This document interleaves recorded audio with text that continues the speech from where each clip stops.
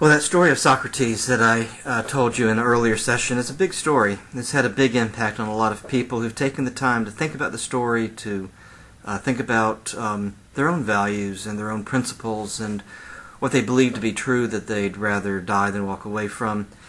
And I left you off with the idea that the story of Socrates has a big effect on Socrates' most famous student, and that's a man named Plato. Plato, I gave you his name in that list of 4 philosophers a few sessions back. Plato is a big name. He's a very important person in shaping Western culture. He's maybe the most significant person we've talked about as an individual all semester so far. I gave you Plato's name when we talked about Socrates as the author of the Dialogues. The Dialogues are stories about Socrates going around asking people questions. Well, I certainly want you to remember Plato's Dialogues, to remember that they're stories of Socrates going around asking people questions. But even more important than Plato's Dialogues is another book that Plato writes, Plato's Republic. The Republic is a very important book in shaping Western culture. It'd be difficult to overstate how significant Plato's Republic is in shaping the world that you live in.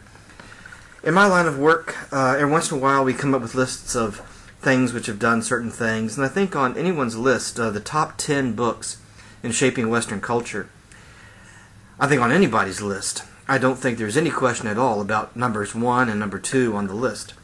I mean, on anyone's list of books which have shaped Western culture, I think the Bible has to be number 1. We'll talk about that book when we get to it.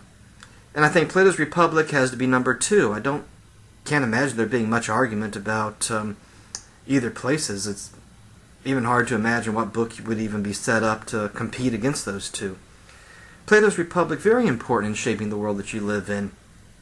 In fact, just about any course you take here at CF, whether your professor ever mentions Plato to you or not, check out the index in the back of your different textbooks for your different classes, because I'll bet Plato shows up an awful lot in your textbooks. And usually the reference is to Plato's Republic, because Plato's Republic is the starting point for thinking about what today we think of as political science and psychology and sociology and anthropology and geography and history and music, not just singing songs, but thinking about how music works, literature, not just telling stories, but thinking about how literature works, criminal justice, legal studies. I mean, just about anything you think about. The starting point, various fields of mathematics, I mean, all kinds of things. The starting point is with Plato's Republic.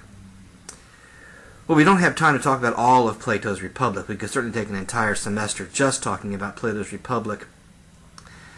But the story starts off with a dinner party. There's a group of friends, they're sitting around the table, they're drinking wine, eating food, having a good time.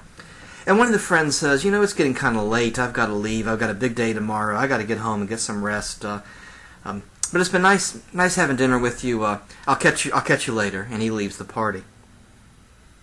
And when the man leaves the party, one of the friends at the table says, Phineas, the man who just left, he says, Phineas, he's a good man. He's a good guy. And when the friend says that Phineas is a good man, that catches the ear of Socrates. Socrates is a character in Plato's Republic. It's not a true story, but Plato writes his friend, his teacher Socrates, into Plato's Republic as a character in the novel. And that catches Socrates' ear, and Socrates says to the friend, he says, you're right. Phineas is a good man. What about you? Are you a good man? Well, the friend says, well, I've never thought about it before. But, yeah, I'm a good man. Of course I'm a good man. And Socrates says, well, what makes you a good man? And the friend says, well, I've never really thought about it before, but I'm a good man because I pay my debts. I'm an honorable man. If you loan me money, you'll get it back with interest. If you loan me a tool, you'll get it back in the same condition or better condition than when you loaned it to me, because I'm a good man and I pay my debts. I'm an honorable man. I'm a good man. And Socrates says, everybody in Athens says that about you. They know that you're a good man. You'll pay your debts. So that means that if you loaned your neighbor a hammer, if your neighbor loans you a hammer, And a couple of weeks went by, and you were out in your workshop in your backyard, and your neighbor stopped by and he said, "You know that hammer I loaned you a couple of weeks ago? I need it back." You would give it to him, wouldn't you? And the friend says, "Well, of course I would, because I'm a good man and I pay my debts." And Socrates says, "Okay, I just want to understand what you're saying. So if your neighbor loans you a hammer, and a couple of weeks later you were in your workshop in your backyard, and your neighbor stuck his head around the corner and he said, 'You know that hammer I loaned you a few weeks ago, I need that hammer back, because my kid got in a fight with another kid at school, and I'm going to find that kid, I'm going to beat his brains out with that hammer.' You'd give him the hammer, wouldn't you?" And the friend says, "No, of course not. Of course, if he says he's going to beat some kid's brains out with a hammer, I'm not going to give him the hammer." And Socrates says, "So in that case, being a good man would mean that you didn't pay your debt. In fact, being a good man would mean that you refused to give your neighbor his hammer back." And the friend says, "Yeah, I guess you're right." And Socrates says, "So I guess being a good man is something more than paying your debts. There's something bigger than just being an honorable man. There's something more than just paying your debts. But there's something else that makes someone a good man." And Socrates goes around the table. "What about you? Are you a good man? What about you? Are you a good person?" And of course everybody says they're a good person. And Socrates asks why, and of course everybody says they've never thought about it before. And finally, after they've played the I've never thought about it before game, well, then begins the serious conversation. Well, what would make a good person a good person? What does it mean to be a good man or a good woman? All night long the conversation goes on. You can imagine all kinds of things get talked about. And at the end, early in the morning, the party winds up with a discussion of what kind of place would it be like? What kind of city would it be like where children born into the city just naturally grow up to be good people? What kind of city would it be like that produced good people? In other words, what would be the best form of government? Well, as you can imagine, there's an awful lot there to talk about. And we could spend an entire semester just talking about Plato's Republic. In fact, just about every four-year college in the United States offers a junior-level seminar on Plato's Republic, and I imagine we'll be adding one here at CF pretty soon. We don't have time to talk about all of Plato's Republic, although there's an awful lot to talk about. But I do want to talk about one part of Plato's Republic.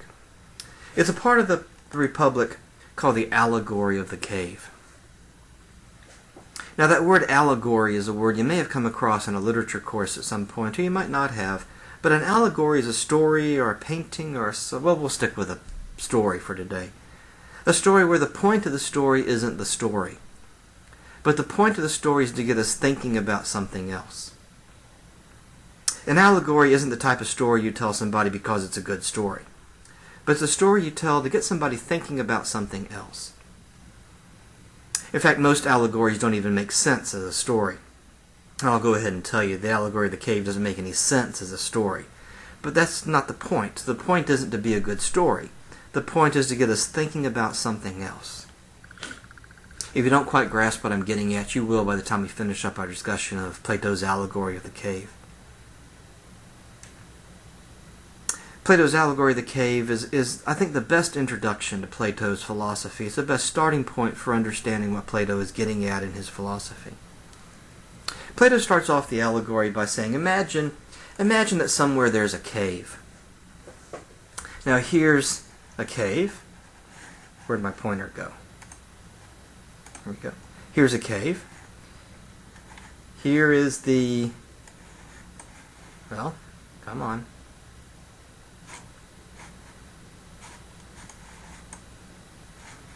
Well, maybe it's not going to work.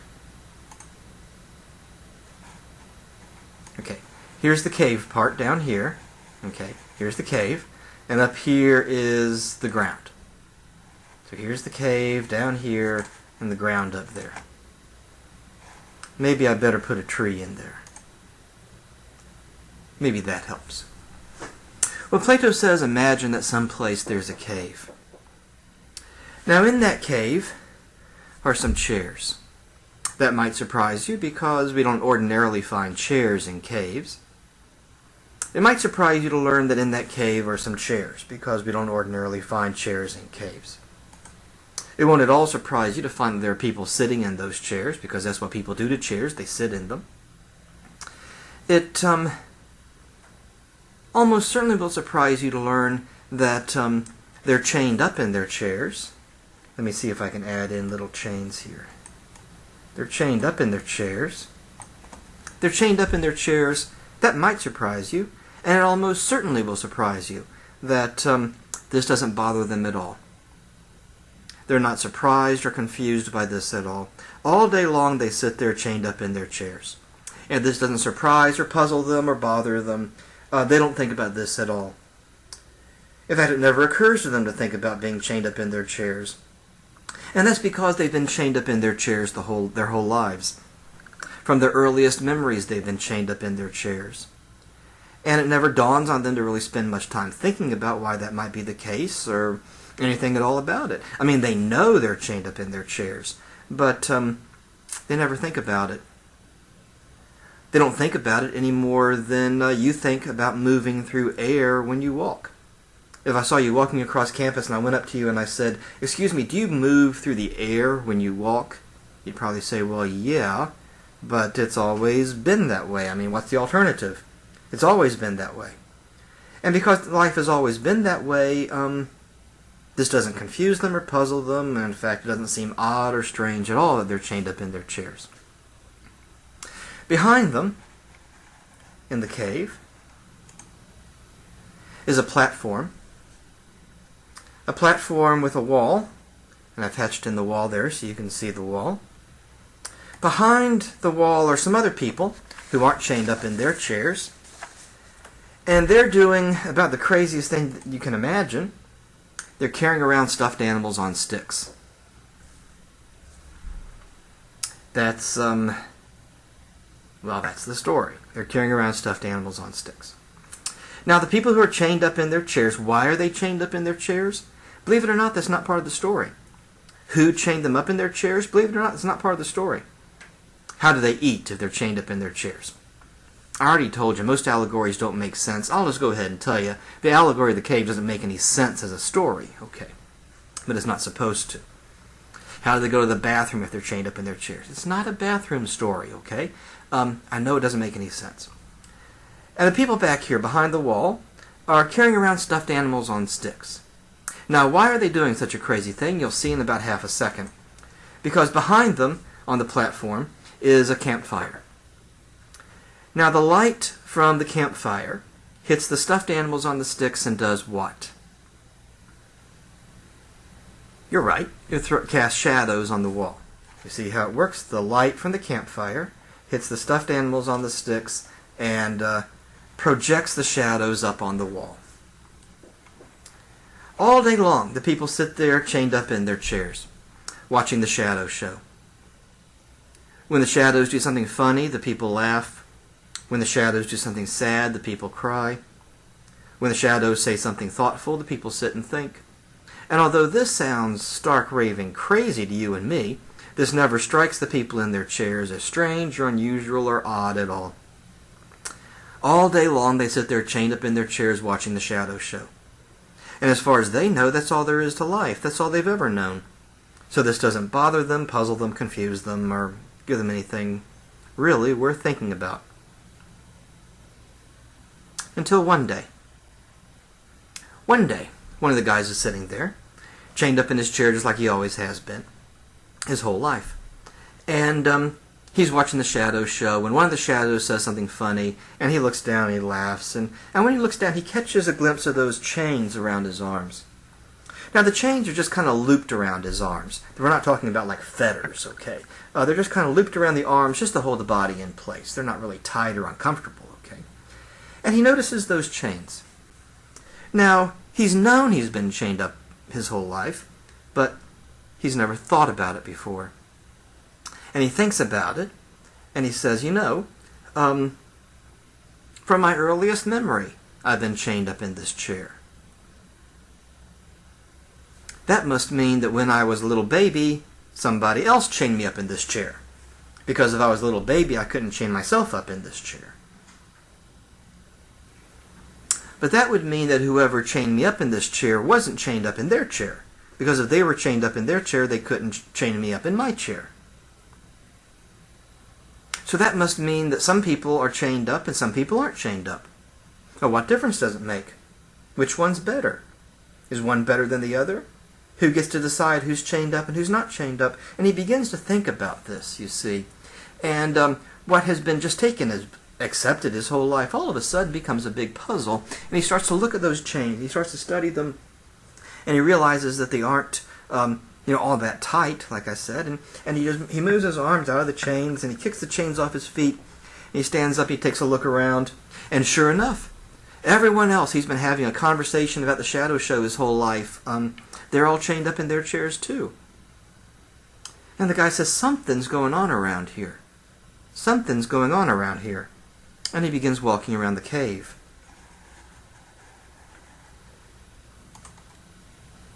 And he comes to some steps. And he looks at the steps and he says, well, it looks kind of like you walk up those things. And so he starts climbing the steps. And he sticks his head up over the platform, and sure enough, there are some people who aren't chained up in their chairs. They're carrying around stuffed animals on sticks. And when the guy who's carrying around the stuffed animal on the sticks looks over and says, hey man, how's it going? And the guy who just gotten up and started moving around says, well, I don't know. He says, look, I know you're going to take me back and chain me up in my chair. I'm not trying to escape. I'm not trying to get away. I just want to take a look around. I'm not going to fight you. I'm not kind of trying to cause any trouble. I know you're going to take me back and chain me up. I just wanted to take a look around, that's all. And the guy carrying the stuffed animal on the stick says, look, man, I don't care whether you're chained up or not. It means nothing to me. I get paid to carry the stuffed animal on the stick. Chained up, not chained up, doesn't matter to me. You want to come up here and take a look around?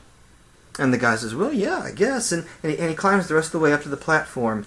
And he stands there and watches the people carrying the stuffed animals around on sticks. And he can't figure out exactly what's going on here until he notices that his own body casts a shadow. All of a sudden, he realizes where the shadows come from. There's this whole operation back here of people carrying around stuffed animals on sticks. And what he thought was the only real thing in the world, the shadow show, there's this whole operation in the back of the cave producing the shadow show. And the man stands there and watches the shadow show production for a few minutes and says, man, 20 minutes ago I was just sitting there as happy as I'd ever been my whole life, just sitting there watching the shadow show. I had no idea there was this whole operation back here producing the shadow show. And the man walks around the cave some more.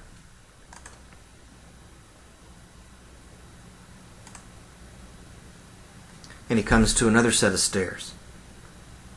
And he says, well, I guess these stairs go up. I guess there's something at the top of these stairs. There was something at the top of the other stairs. I guess you're supposed to climb these stairs. And he starts climbing. But this is a much longer climb than the climb up to the platform. And this guy's been chained in his chair his whole life. He's not in the best of shape. And, well, he's not too far up those stairs before he's in pain. And he's moving on his hands and knees from one step to the next step. But he says, there's got to be something at the top of these stairs. I know there's something at the top of these stairs. And he keeps climbing. And as he gets higher up the stairs, for reasons he has no idea what's going on, although you'll know why immediately, for reasons he doesn't understand, his eyes start to burn. You know why. Because as he's getting closer to the top, the sunlight is coming into the cave. It's burning his eyes. But he clenches his eyes shut against that pain, and he keeps climbing. Until finally, he runs out of steps. He's reached the top of the stairs. And with his eyes clenched shut against the sunlight, he takes a few steps, and he bumps into that tree there. But when he bumps into the tree, he feels the tree, and he says, there is something out here. I feel the shape of something. And with his eyes clenched shut against the sunlight, he stands there for a while. But as his eyes start to adjust, he can begin to just look through his blurry eyelashes. And as he looks through his blurry eyelashes, he can make out the shapes of things around him. And he says, there is something out here. I see the shape of something out here. And his eyes begin to adjust. He can look around and well, he can't believe what he sees. He sees green grass and blue sky and white clouds and brown bunny rabbits. Real bunny rabbits, not stuffed animal shadow bunny rabbits. And eventually his eyes adjust enough that just for a split second at a time, he can look up and catch a glimpse of what must be the most beautiful thing he can imagine. Way up in the sky, way up above his head, the sun. The most beautiful thing he can imagine, that big ball of warmth and light, way up above his head. It must be the most beautiful thing he can imagine. And every once in a while, just for a second at a time, a split second at a time, he can catch a glimpse of the sun. And he looks around him at green grass and blue sky and white clouds and brown bunny rabbits, and he thinks to himself, I guess this place was out here the whole time. I didn't know. I didn't know this place was out here. If I'd known this place was out here, I would have come out here years ago. He says, I spent my whole life chained up in a chair watching stupid shadows on the wall of a cave, and I guess this place was out here the whole time. Nobody told me. If I'd known, I would have been out here years ago. And then all of a sudden he jumps up. He's got to do something. You know what he has to do. He does what I hope you would do. He says, wait a second, I got to go get everybody. And he goes running down the steps, across the platform, down the other steps, over to where the people are chained up in their chairs. And he says, listen. He says, listen to me. You got to listen to me. There's this place. You got to come see it. There's green grass and blue sky and white cloud. You got to come see this place. Now I know you know that you're chained up in your chairs, but think about it. If you think about it, something strange is going on around here. I don't know what it is, but something strange is going on. You got to come with me. And the people sitting in their chairs say, shh, quiet, man. This is the season finale of the American Idol shadow show. We want to find out who wins. And the guy says, look, forget about the shadow show. Look, there's a whole production back there putting on the shadow show. I'll show you how things work on our way out of the cave, but you got to come with me. There's a place you got to see. There's green grass and blue sky and white clouds. And the people sitting in their chairs say, what are you talking about? You're insane, talking about green things and blue things. These people have lived in a cave all their life. All they know are grays. Stop with all this crazy talk. Be quiet. We're trying to watch a shadow show. Well, the man starts to beg with them, please, you got to come with me.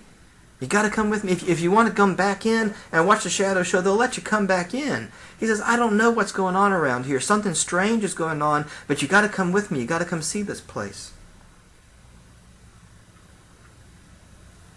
Plato writes that the people chained up in their chairs become so angry at this man, who is spouting off all this crazy nonsense about trees and squirrels and rabbits and blue and green and clouds and sky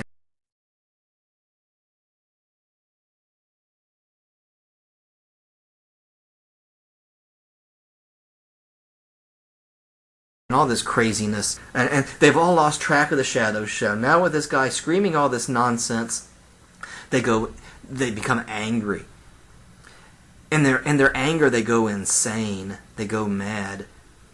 And in their madness, in their insanity, without realizing what they're even doing, all they can think about is that they've got to get to that guy and shut him up.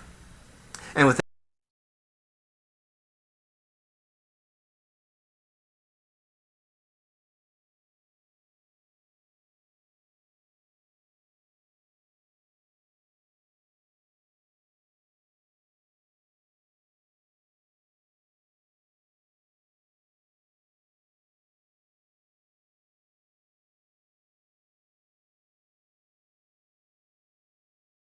without even realizing what they're doing, they move their arms and feet out of the chains, and they make their way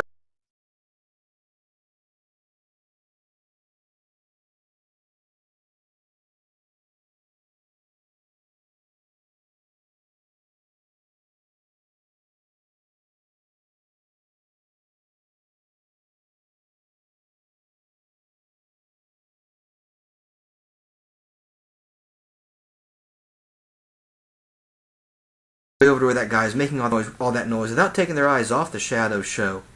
And they grab a hold of him and they strangle him and they kill him. And they drop his body to the ground. And then they make their way back to their chairs, and they sit down without taking their eyes off the shadow show.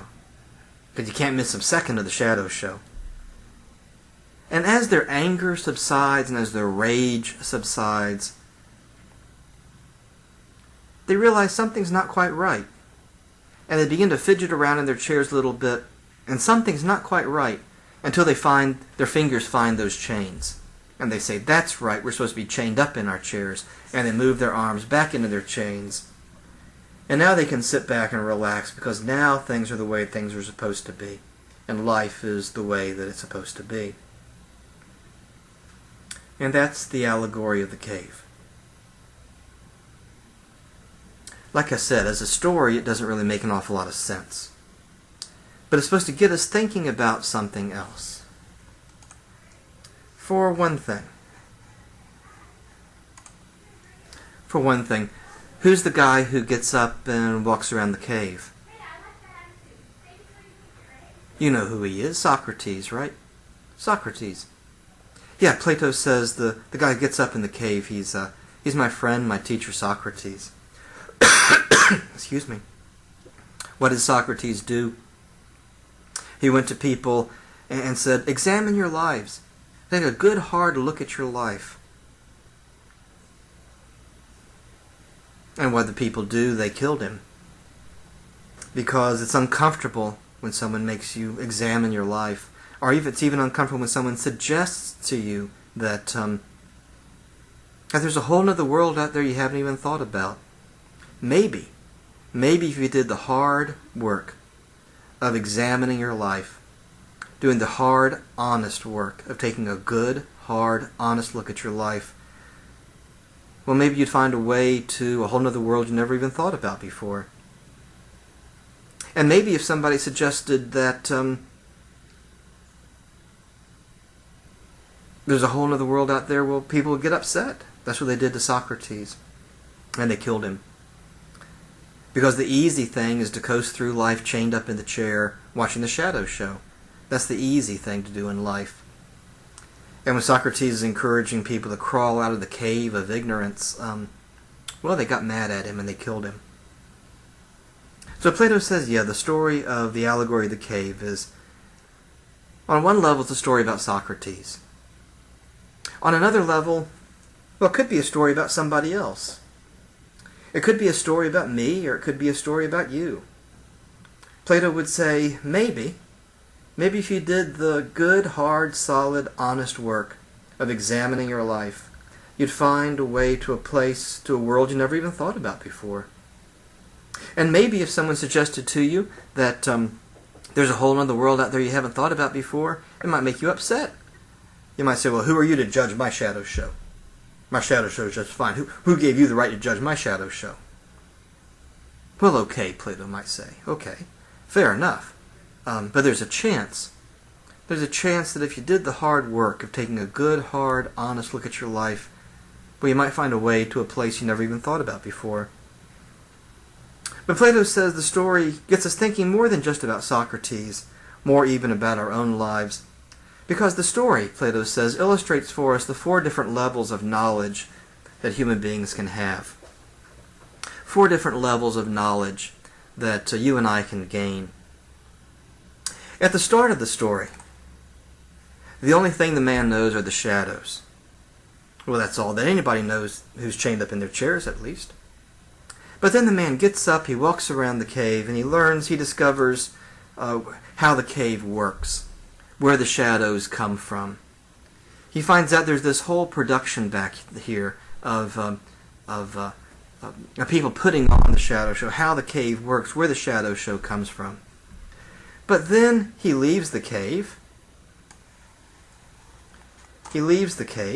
And his first clue that there really is a whole nother world outside the cave comes from the shapes of the things that he sees. Our fields. Remember, he bumps into the tree up there and he feels the shape of the tree. Through his blurry eyelashes, he's able to see the shapes of things around him. But then his eyes begin to adjust, and for just a split second at a time, he can catch a glimpse of the most beautiful thing he can imagine, and that's the sun. Plato says these four parts of the story illustrate for us different levels of knowledge that you and I can have. The shadows for Plato. The shadows for Plato represent what I'll call here everyday life. But I want you to understand what I mean when I say that. By everyday life here, I mean just the brute facts of daily existence. The brute facts of human existence in a physical world.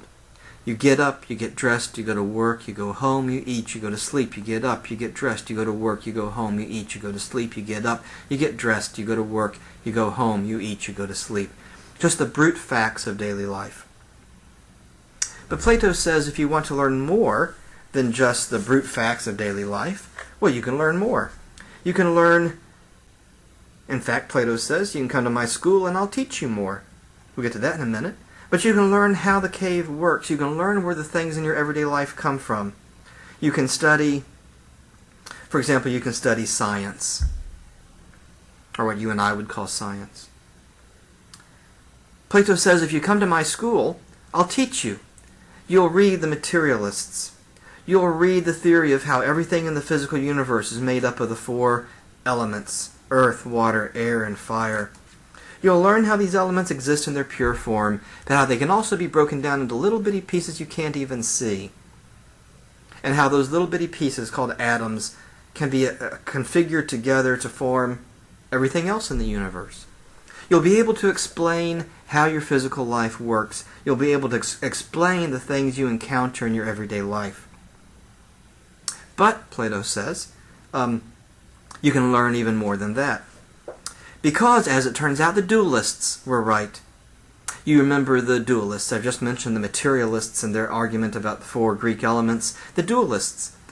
I gave you two examples of them when we talked about the pre-Socratic philosophers. Well, Plato says the dualists are right as well. Because, in fact, there are two different levels of existence, or two different types of experiences. And your clue that there really is a whole nother world out there other than this physical universe, outside the cave. And here Plato, I think, is being rather clever. What do we call the study? What do we call the study of shapes? Got my slide out of order. What do we call the study of shapes? You remember geometry. Geometry. Your clue that there really is another world outside this physical universe comes to us out of geometry. And if you study geometry, and if you study mathematics, you'll learn that, in fact, Pythagoras was right. We talked about Pythagoras when we talked about the pre-Socratic philosophers. Plato says, as it turns out, Pythagoras is right. Because if you do the work of studying mathematics and you exercise your mind, then for a brief second at a time, you'll experience, you'll see, you'll catch just a glimpse of what must be the most beautiful thing you can imagine. The theos thing. And for Plato and for Platonic thought, the sun, sunlight, light itself, comes to represent the theos thing. If we look at this diagram for a minute,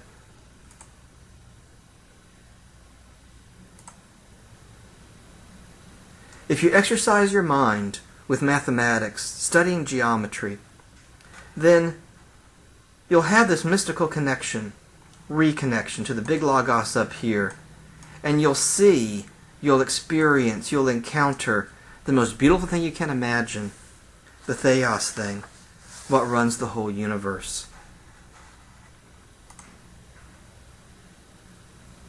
And now we see how each of these four parts of the story represent a different level of knowledge, moving from the brute facts of everyday life in a physical universe to even catching a glimpse of the most beautiful thing that you can imagine, the beautiful, divine, sacred, perfect, holy theos thing.